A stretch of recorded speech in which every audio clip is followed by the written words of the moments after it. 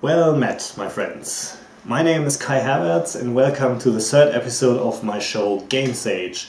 So last time I actually talked about the game Citadels and I wasn't too happy with the result because I had to heavily cut the beginning, and then in the end I forgot a few things, and when I put it all together it didn't really seem to fit, and I actually got a little bit of feedback and people saying, oh, the cuts need to be better, and also, why is the game fun? You didn't even say why the game is fun. So because I forgot to mention all these things and I was a little bit rushed and tried to get out the episode on Sunday because I said I would update on Sunday, I am going to do something a little bit different this time around. So originally I wanted to talk about Race for the Galaxy, but because I don't have too much time at the moment, and I couldn't do this game justice, and I don't want to do a repeat from Citadels, I will actually push that back by 1 week, and instead I'm going to talk about this. So here you have the jar of dice, and this is kind of the essential tools for game design. But I didn't need it for this, I just want to show you the jar. And this is actually one of my old games. But the problem was that I tried very hard to get all these traits of great board games ticked off, and so I really was kind of focusing on that. And I made the game and I immediately rolled it out to my playtesters, and the playtesters, they just ripped it apart. I was like, this game is terrible! And I didn't really get any more feedback than that, which is essentially my fault because I put out the game when it wasn't ready, and so what I should have done is I should have kept it back a little bit more, play tested it with myself, and then eventually asked other people. But oh well, lesson learned, next time I'll do better. Right now I'm still busy with another big project, a writing project, which is also going on forever.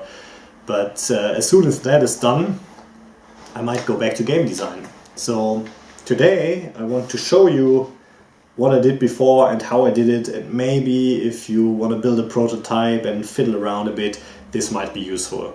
So the first thing is that I have these different cards here, and as you can see, they're from different games. So we have Magic the Gathering, so that it's a uniform back, but these days there are also sleeves that are just with one uniform color on the back, so I guess you could get those. But essentially that was something somebody told me, that in order to have a quick prototype you could just take whatever cards you have. So we have the Galactic Empires and Star Trek collectible card game and the Lord of the Rings card game. And so these are different kind of stacks in the game, and on the other side I put in text. And I just took a sheet of paper and wrote my text on it. So these are spells, these are mercenaries, this is events, the event deck. So for instance this event, it says, okay, it's in German, but basically it says that there's a wave of refugees, and everybody who has sufficient housing can take up to 3 workers and add them to their whatever reserves. And this is a hero deck, and so essentially what I as I said, I tried to tick off all these traits, and even traits that aren't on the list but that are also kind of had in mind.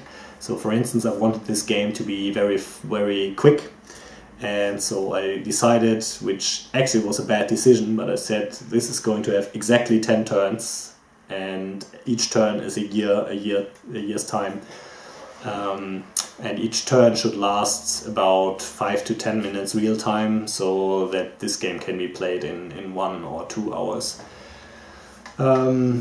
Yeah, that was that. Then no player elimination. Essentially there are these different lands here, and I'll get to that in a minute, but basically everybody also had a big, this was on a piece of paper so I don't have it anymore, but everybody had a homeland, and the homeland couldn't be invaded. So the only combat was about these lands. Everybody was vying for control of these additional lands that are in the middle of the table, and so you couldn't attack the homeland of another player, guaranteeing that everybody would stay in the game and nobody would be kicked out in the first 5 minutes. And, well, sorry, you have to wait for an hour until we're done playing. Player interaction, since this is about armies and moving your armies, you will have interaction by attacking the other players, and this actually caused the meltdown in my beta group, where one guy attacked and had this mercenary card which apparently was overpowered, but the complaint was just that the game was bad. So I ticked that off. Decisions, there were some decisions on the building side, which units to build or which cards to get, but I guess the decisions weren't that meaningful, and as I said, overall wasn't a good game, but maybe there are some points that I can salvage from it. So the lands have two stats. So this is the woodland, which I yes, I should explain this. So the cards are very easy to do, but these lands and the counters for your troops, the way I did them was I took some cardboard, some kind of box from a frozen meal, frozen pizza, and I printed out my sheet of paper, what I wanted to have, glued it onto the cardboard, colored it in with a colorful pencil, and then cut it out. So I have these things that are cardboard on the back, and then here it's a little bit colorful and printed out. So this is a land. It's the woodland with 2 spaces and 2 resources, and they always add up to 4. So here we have the swamp, which has 1 space and 3 resources. The coastal region, 3 spaces, 1 resource. And the plains, 4 space and 0 resources, and the gold mine, so 0 space, 4 resources. And as you can see, the distribution is like this as well, that the 2-2 is the most common one, and the ones on the extreme are rarer. Resources is just your money with which to build troops and other things, get these cards, and the space is where you can actually build things like housing for your workers or world wonders, and these wonders were what gave you victory points in the end. So it was about building these things and then securing them so that no other player would get them. And yeah, these are the units in the game, and I'm particularly proud of this combat system, which in hindsight is probably a bit ridiculous, but I thought it was cool at the time, so maybe I'll need to revisit. So here we have the different units. So here it says Wizard, who has got an attack power of 2 and a defense of 3, a General, attack power 1, defense 4, and the Worker 0 and 4, and you needed the workers in order to get the resources. That was one of the things. But they also participated in combat. Oh, there's also the Warrior, attack 1 and defense 3. And a building, so the tower would be attack 2, defense 6. And essentially you would attack somebody by totaling your the attack value. So it's 2 for the tower. Actually the tower can't attack, but that could defend if somebody comes into your land and you have a tower, and this would join the fight on your side. Okay, so let's say the tower is from the defender, and the defender also gets let's remove these, gets I probably need to do a close-up of this example, but I'll tell you about it right now. Okay, so here we have the combat example. So one player has got this woodland here with 2 spaces and 2 resources. The 2 resources are properly used by these 2 workers, and then one of the spaces is occupied by this defensive tower. And I guess, hang on, we'll just put up this other space here. He's got a house as well. So the house allows you to get more workers.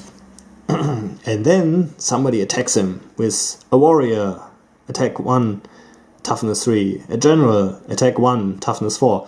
The general could somehow affect the other dice, but I can't remember exactly. I think he gave a +1, but I'm not sure. And the worker 0 attack but 4 toughness, and the wizard 2 attack 3 toughness. And the wizard also allowed you to play these special magic cards that during combat. So the way the combat works is that simultaneously the attacker totals up his attack value, which is 1, 2, 4. So he rolls 4 dice and got this result, which the defender has to assign, but we'll get to that in a moment. And the defender only has this tower, which has 2 attack power, so he rolls 2 dice, a 1 and a 3. It's a very easy decision for this player here. So he has to assign the damage, and these are damage points. So 3 damage points, 1 damage point, and if you assign less than the toughness, then nothing bad happens. If you assign less than twice the toughness, then that person is disabled and can't continue in this, can't contribute to this combat anymore. And if it's twice the toughness or more, then your unit dies. So essentially, if I would put the 3 here, because the warrior has toughness of 3, he would be flipped around, couldn't participate in this combat anymore. And but here it's very easy because we have so many units with a high toughness. We can just assign the 3 to the worker, so nothing bad happens to the worker, and then 1 point to I don't know, the warrior, and also we stay face up. Whereas here the die result was a bit more severe. We don't have as many units, so here it's a bit tricky because we are going to lose this battle. So we just need to make sure that nothing dies and our workers actually retreat. So we'll assign 2 to this worker and then 4, so it's at 6. This guy is now out of the combat. And then, okay, we could stay for another combat round by assigning 4 to the tower and 6 to this worker. So the worker is disabled, and then the next combat round would start. So these would stay. I don't have enough dice to simulate this, but essentially the attacker would roll 4 dice. So we got 3, 1, 1, which is already enough to disable the tower, and then this combat would end. But the tower could still retaliate with 2 dice, and I rolled a 3 and a 5. So then we would have to decide what to do. If we put the 5 to the worker would be dead, so this isn't what we want. So we're putting the 5 to... Also the warrior would die with 5 extra damage, so we're putting it on the wizard who's disabled, because it's less than twice his toughness. Twice his toughness is 6, so with 5 he just is disabled and needs to go back to the homeland. And we can put the 3 on the general, and so these 3 would survive and go to the land. They would take control of the land, and the house would stay, and the tower would be destroyed. And these workers go back to the other player's homeland, and this guy also to the attacker's homeland. So that's the combat in a nutshell. And I was very proud of this, but I haven't tested it properly, so I don't even know if this works or not. It was just an idea I had, and as I said, I immediately rolled it out to my playtesters, and they ripped it apart. So, but if you want to go into game designing, this stuff is actually my tip to use these cards. Actually, that's somebody else's tip that I just stole. But to also get some cheap and easy to manufacture tokens that you can actually physically test the game if you don't have spare tokens from other games that you could cannibalize. Yeah, as I said, I didn't want to rip apart, not rip apart, I didn't want to talk about Race for the Galaxy because I'm a little bit hard pressed for time this week. And I'm also trying to shoot this video without cutting too much. Sorry, simply for the reason that these cuts seem to be disruptive as well. Yeah, but next time I'll have a decent episode up again, so I will prepare that well in advance. So pursue your dreams and see you next time with a real episode. Thanks for listening.